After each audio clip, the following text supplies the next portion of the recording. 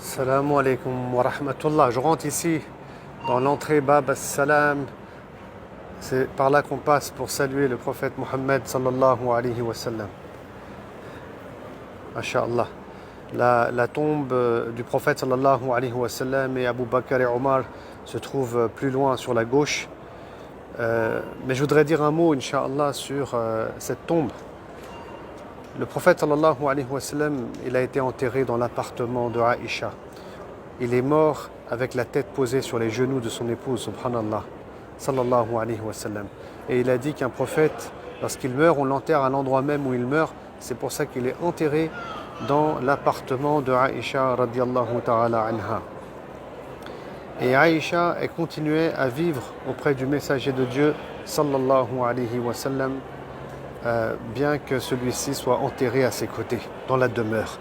Et puis ensuite, le premier calife Abu Bakr as-Siddiq radiyallahu ta'ala anhu sera à son tour enterré juste à côté du prophète sallallahu alayhi wa sallam, avec la tête au niveau des épaules du messager de Dieu sallallahu alayhi wa sallam. Puis ensuite, Omar sera enterré avec la tête au niveau des épaules de Abu Bakr as-Siddiq. Et il y aura ensuite un mur qui sera fait entre les trois tombes et l'endroit, le peu de mètres carrés qui restait pour Aïcha pour vivre.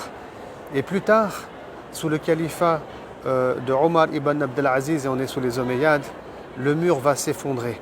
L'appartement, quelques murs vont s'effondrer. Et là, Omar ibn Abdelaziz, Aïcha n'était plus présente, bien entendu, le temps était passé et on va reconstruire les murs de l'appartement de Aïcha avec des pierres qui sont taillées et qui vont être récupérées à l'est et à l'ouest de la ville de Médine, car il y a des roches volcaniques. Naam. On va tailler des pierres et on va refaire les murs de l'appartement de Aïcha. On va faire un mur de séparation au milieu aussi, masha'Allah. Et on va tout clôturer. Il n'y aura pas de fenêtre, il n'y aura pas non plus de porte, il n'y aura absolument rien. Et puis comme les gens, vous savez, ils compareront un peu cet appartement à la Kaaba, Omar ibn Abdelaziz fera faire un nouveau mur autour, un mur avec 5 côtés. Et entre ce mur aux 5 côtés et l'appartement de Aïcha, il y a environ un demi-mètre d'espace.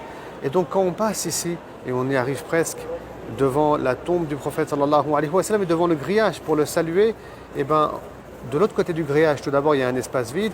Ensuite, il y a le mur aux 5 côtés, sur lequel il y a un grand drap, et c'est tout ce qu'on voit en vérité. Et derrière ce mur aux 5 côtés qui est condamné aujourd'hui, il y a derrière donc l'appartement de Aïcha. Et l'imam As-Samhoudi dit dans son livre Al-Wafa bil-Wafa, et là il y a des siècles et des siècles en arrière, qu'un jour ce mur s'est fissuré et il a eu l'occasion de rentrer, et à l'intérieur, la terre s'est rabaissée de 60 cm environ, il n'y a pas de poussière, il n'y a rien, elle est un peu rouge la terre, rougeâtre. Voilà donc les informations qu'on a. Naam. Quant au grillage autour, il a été mis en place par le sultan Mamloukite Qait Bey, qui a fait faire donc ce magnifique grillage qui va protéger les lieux en réalité. Et ça, il l'a fait faire suite à un incendie important qui a eu lieu dans la mosquée de Médine environ vers le 8e siècle. Et pour terminer, on a aussi du plomb qui a été coulé autour du mur aux 5 côtés. Et ça, c'est à l'époque du sultan Nuruddin Zanki, car on avait 2 chrétiens ici, et c'était les croisades qui ont voulu faire un tunnel. Parce que regardez, là on est sur la sortie, ils avaient leur demeure juste en face de la mosquée du prophète sallallahu alayhi wa sallam, un tunnel en dessous, pour creuser et voler le corps du prophète sallallahu alayhi wa sallam. Mais Nuruddin Zanki, il a fait un rêve où il a vu le prophète sallallahu alayhi wa sallam l'informer de cela, subhanallah, l'informer de cela. Et ensuite il est venu lui-même, il a retrouvé cette demeure, il a retrouvé ce tunnel. Je ne rentre pas ici dans les détails. Et pour protéger les lieux, il a fait couler du plomb tout autour du mur, aux 5 côtés. Voilà ce qu'il y a derrière ce grillage. Il n'y a rien d'autre. Parfois sur internet on trouve, vous savez, une photo avec une tombe rectangulaire, belle, mais ce n'est pas la tombe du prophète sallallahu alayhi wa sallam, c'est faux, c'est la tombe de Jalaluddin al-Rumi qui se trouve en Turquie en réalité, comme disent les experts de la sira du prophète sallallahu alayhi wa sallam.